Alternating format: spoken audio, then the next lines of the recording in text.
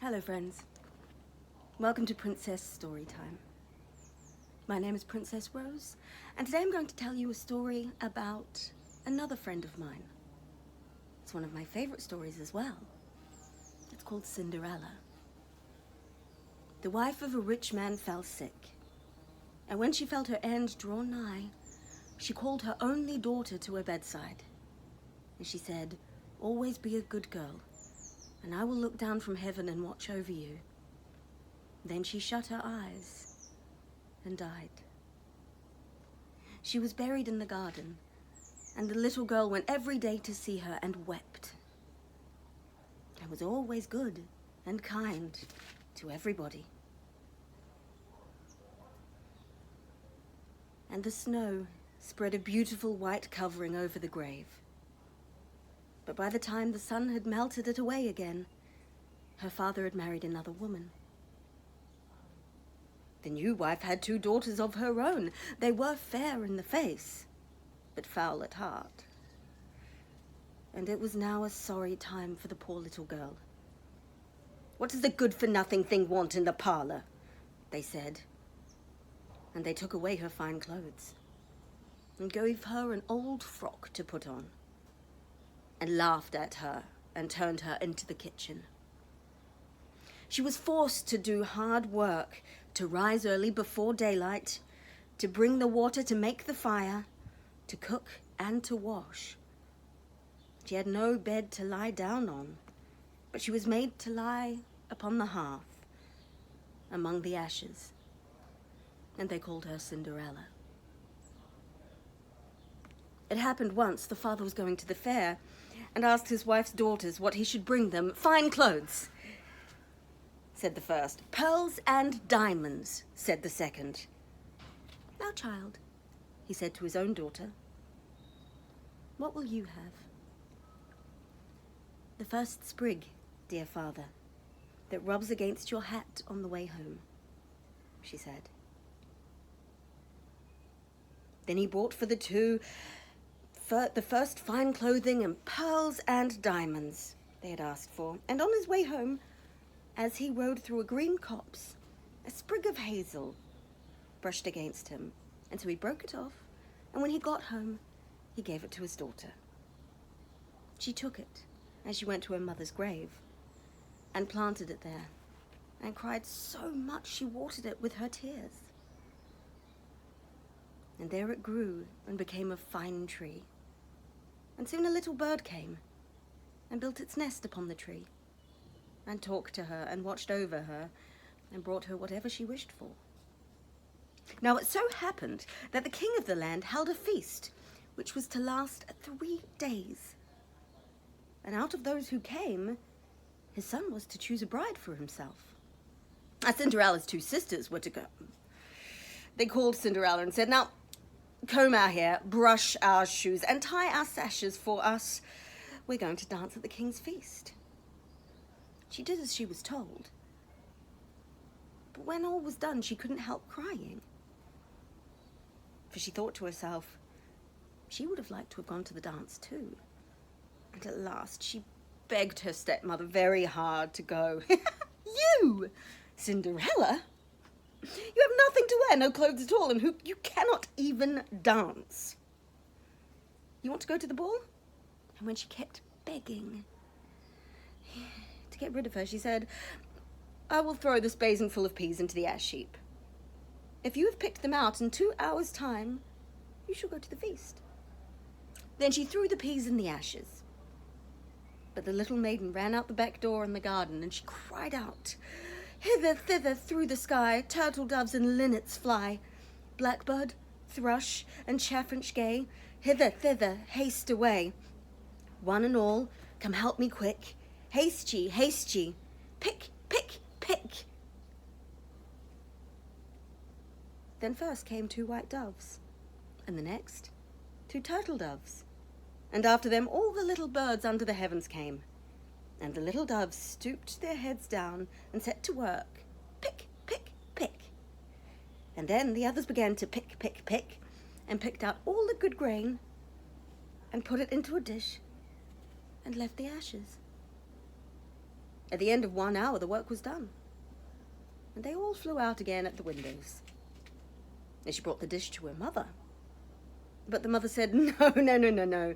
No, indeed, you shall have no clothes and cannot dance, so you can't not go."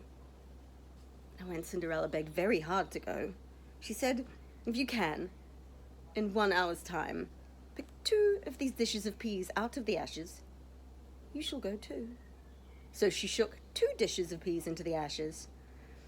But the little maiden went out to the garden at the back and called as before, and the birds came flying. And in half an hour time, it was all done, and they flew out again. And then Cinderella took the dishes to her mother, rejoicing to think that she could now go to the ball. But her mother said, "It's of no use. You have no clothes. You cannot dance. You would put us to shame." And off she went with her 2 daughters to the feast. Now when all were gone and nobody left at home, Cinderella went sorrowfully and sat under the hazel tree and cried out, "Shake, shake, hazel tree, gold and silver over me." Then her little friend the bird flew out of the tree and brought a gold and silver dress for her, and slippers of spangled silk. She put them on and followed her sisters to the feast. But they did not know she looked so fine and beautiful in her rich clothes. The king's son soon came up to her and took her by the hand and danced with her and nobody else. And he never left her hand. But when anyone else came up to dance, he said, "This lady is dancing with me." Thus they danced till the hour of the night. And then she wanted to go home, and the king's son said, "I shall go and take care of you in your home," for he wanted to see where the beautiful maiden lived. But she slipped away from him, unawares, and ran off towards home. The prince followed her, and then she jumped into the pigeon house and shut the door. So he waited for her father to come, and told him that the unknown maiden who had been at the feast and had hidden herself in the pigeon house. But when they had broken open the door, they found no one within. So they came back to the house. Cinderella lay, as she always did, in her dirty frock by the ashes. For she had run as quickly as she could through the pigeon house onto the hazel tree and had taken off her beautiful clothes and laid them beneath the tree so that the bird might carry them away, and had seated herself among the ashes in her little old frock. The next day, when the feast was held again, and her father, mother, and sisters were gone, Cinderella went to the hazel tree, and all happened as the evening before. The king's son, who was waiting for her, took her by the hand and danced with her. And when no one asked her to dance, he said as before, "This lady is dancing with me." When night came, she wanted to go home, and the king's son went with her, but she sprang away from him all at once into the tree behind her father's house. In the garden stood a fine large pear tree. Cinderella jumped into it without being seen. Then the king's son waited till her father appeared. "The unknown lady has slipped away. I think she must have sprung into the pear tree."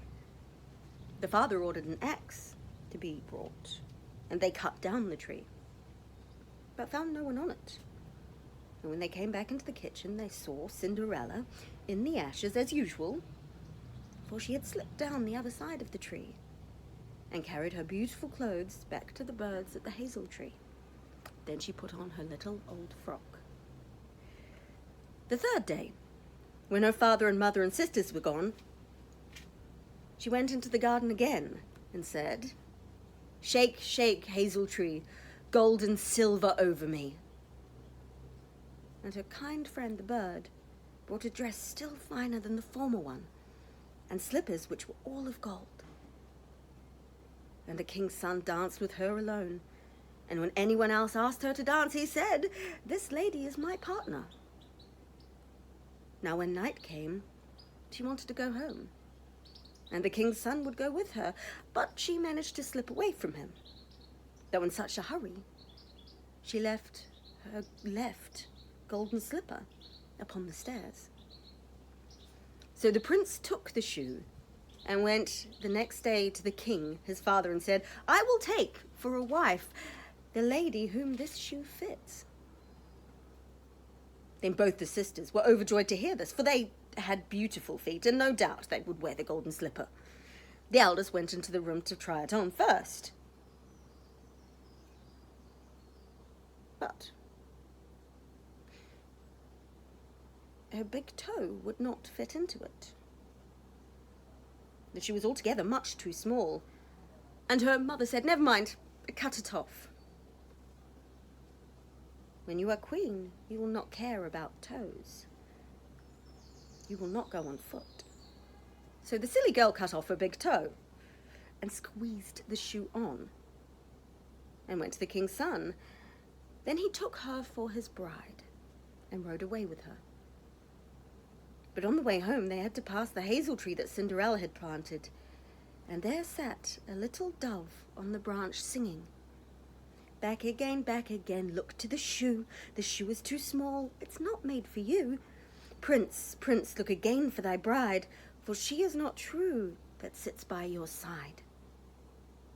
Then the prince looked at her foot and saw by the blood that streamed from it what a trick she had played him.